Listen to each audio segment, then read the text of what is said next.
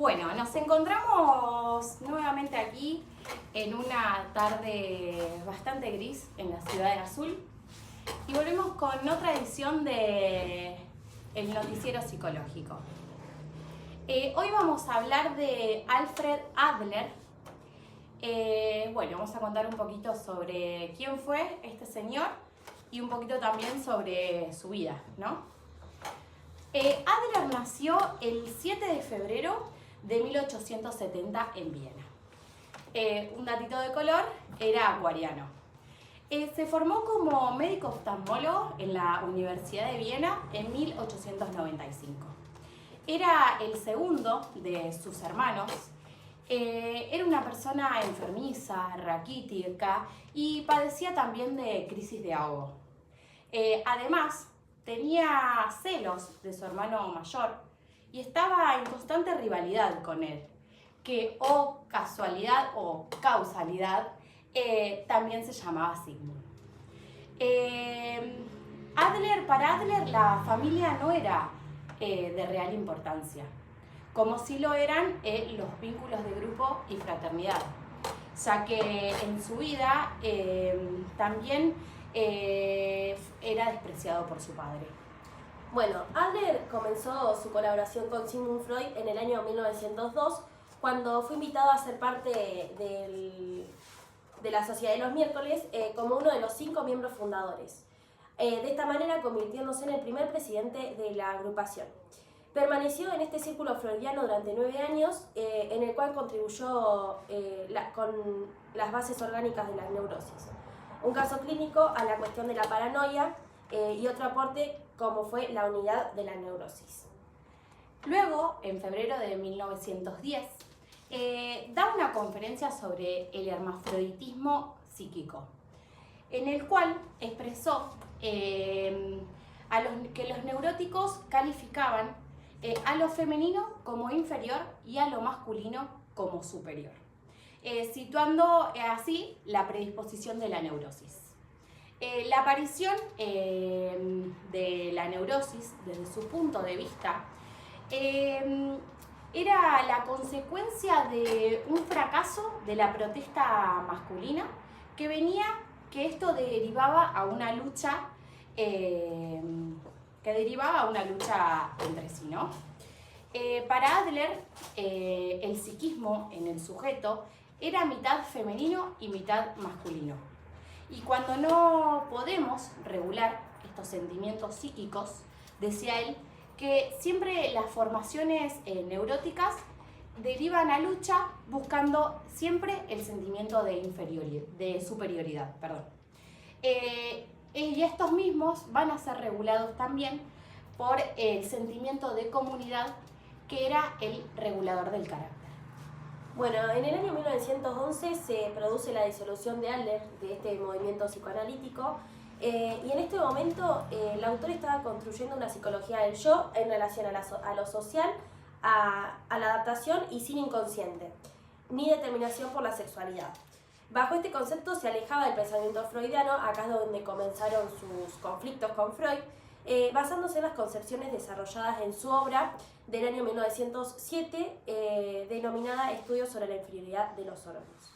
Este desarrollo Freud lo critica por las posiciones del autor, reprochándole que siga apegado a una mirada biológica. Lo que pasó acá es que la ruptura entre Freud y Adler fue de violencia extrema y marcó una gran crisis en el psicoanálisis, dando lugar a la psicología individual, como nombramos anteriormente, que luego vamos a explayarnos un poquito más.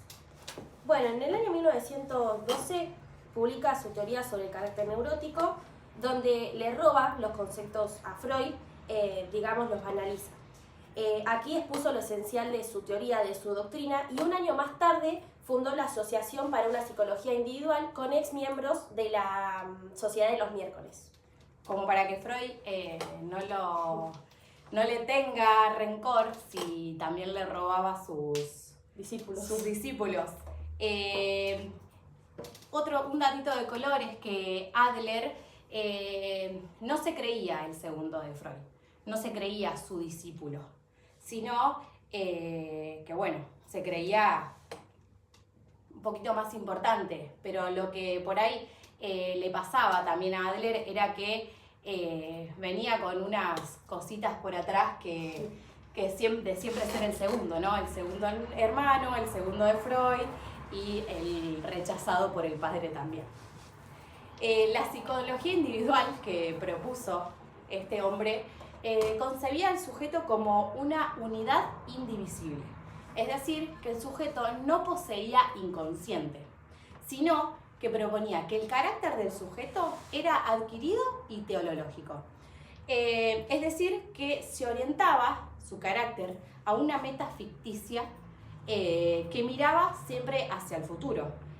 Obviamente contrapuesto con Freud, que planteaba que los síntomas provenían desde el pasado o desde la infancia del sujeto.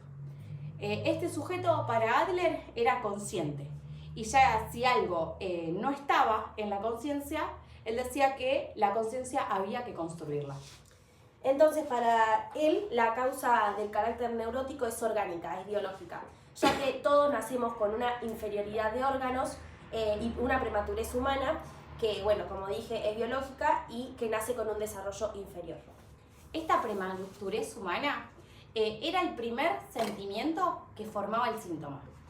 Y esta forma de concebir al psiquismo se contrapone también con Freud, ya que para Freud la causa de la neurosis era de carácter sexual.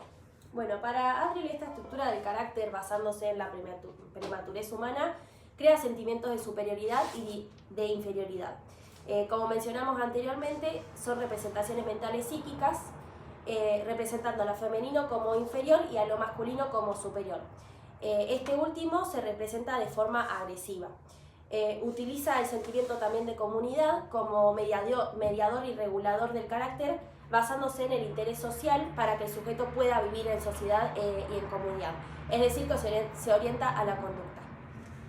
Bueno, un ejemplo que podemos dar como para adentrarnos un poquito más en lo que era el sentimiento de superioridad e inferioridad, le podemos recomendar una película llamada Corazón de León, en la que actúa Guillermo Francella y Julieta Díaz, que se ve bien representada el sentimiento de inferioridad y cómo el sujeto busca siempre el sentimiento de superioridad.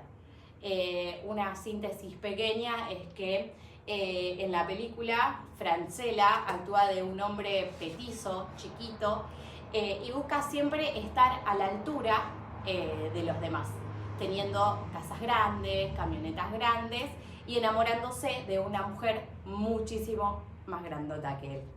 Bueno, y para ir cerrando todo esto que desarrollamos con mi compañera, lo podemos relacionar con la psicología individual. La psicología individual la podemos relacionar con el coaching educacional que está hoy en día, que tiene como propósito que la persona pueda llegar a una meta en base a sus objetivos, sin tener en cuenta todo lo que le pasa o de dónde vienen sus raíces, por así decirlo.